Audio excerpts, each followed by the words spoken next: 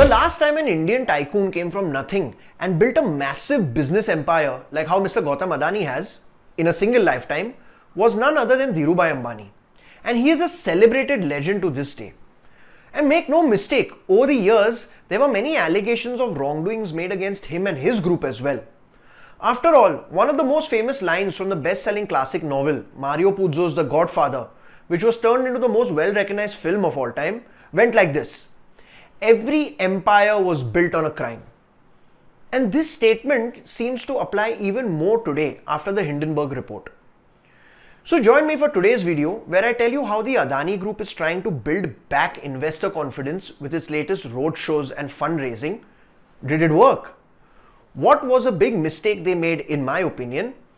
And what Mr. Dhirubhai Ambani did in the 1980s when Reliance Group was attacked in a similar fashion by short sellers. And guys, if you enjoy such videos, please be sure to hit that like and subscribe button for more such financial content. First, let me begin with a lesson in history. Back in 1982, Dhirubhai Ambani raised money for Reliance Industries via a rights issue through something known as convertible debentures. How this works is that a company borrows money from investors and pays interest for some period of time before paying the remainder amount in shares at current market price.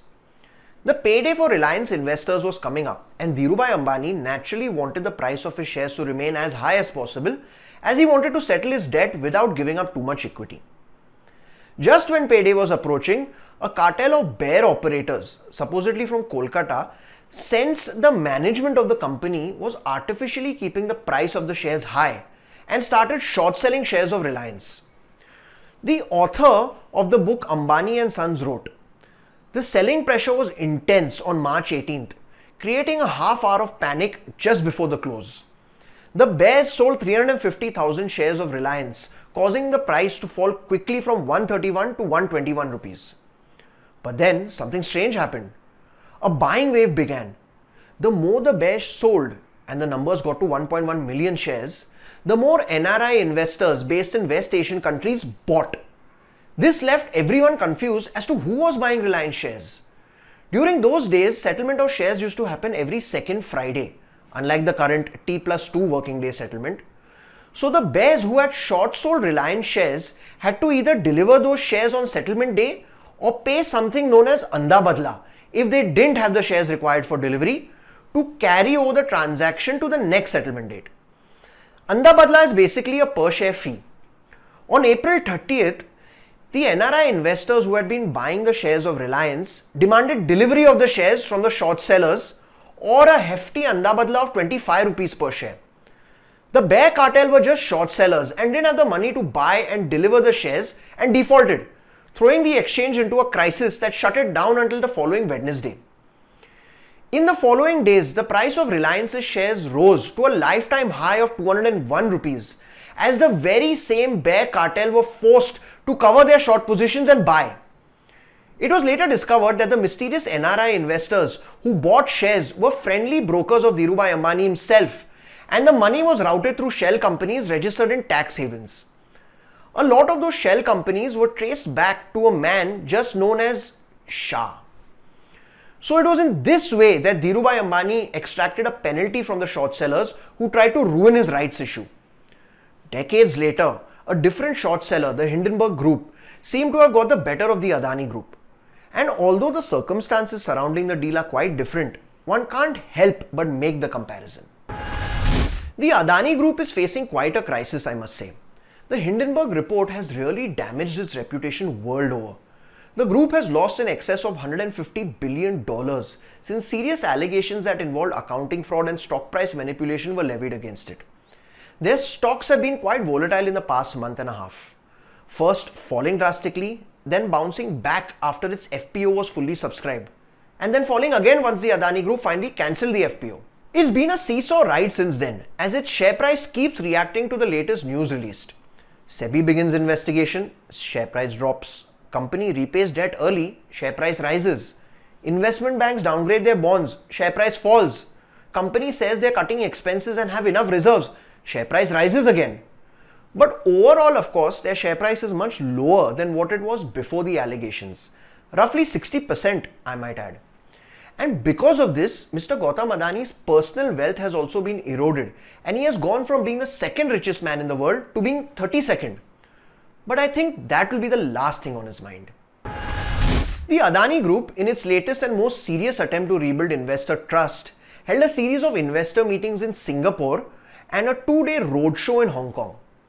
Attending the meetings were Group CFO Jagdishar Singh and Corporate Finance Head Anupam Misra.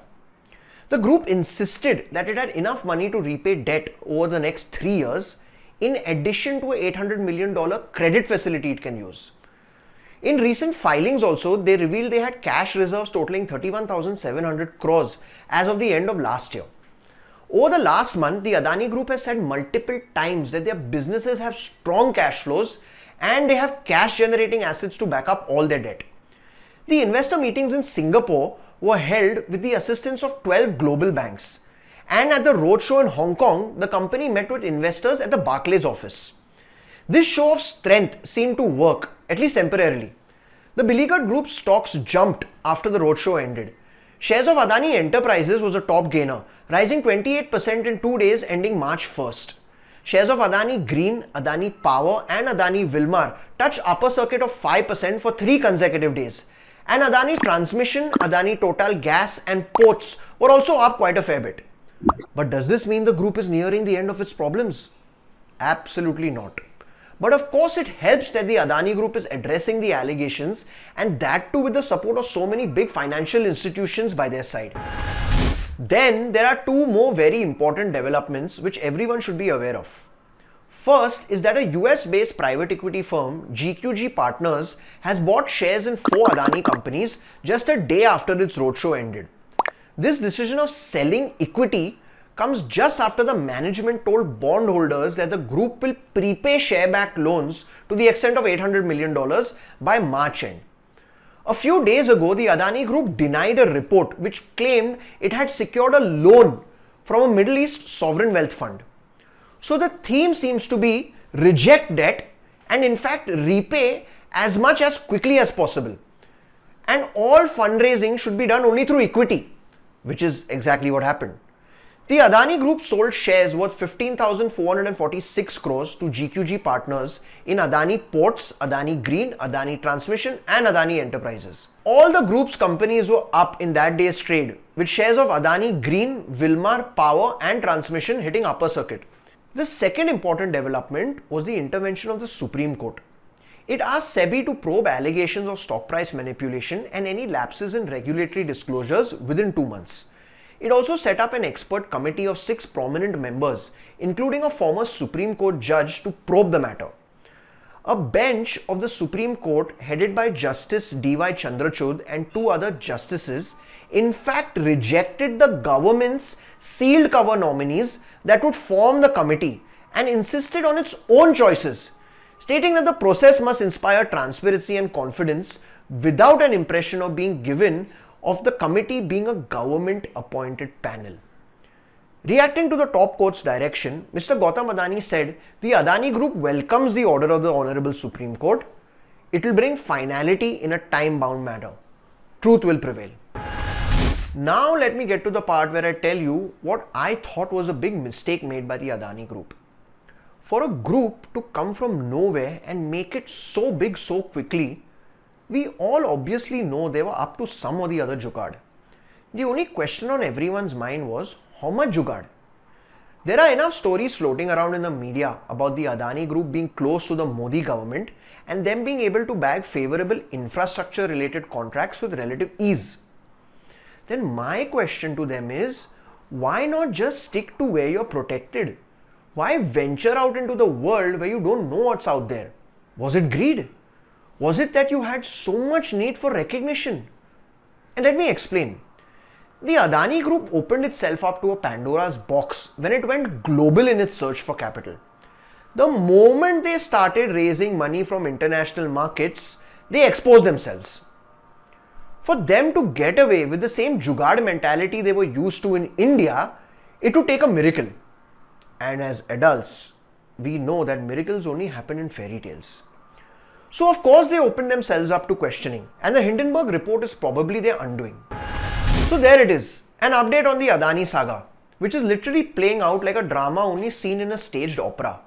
And while Mr. Gautam Adani is known to be a survivor, you may recall he's been kidnapped before and was even at the Taj Hotel in Mumbai when terrorists attacked in 2008.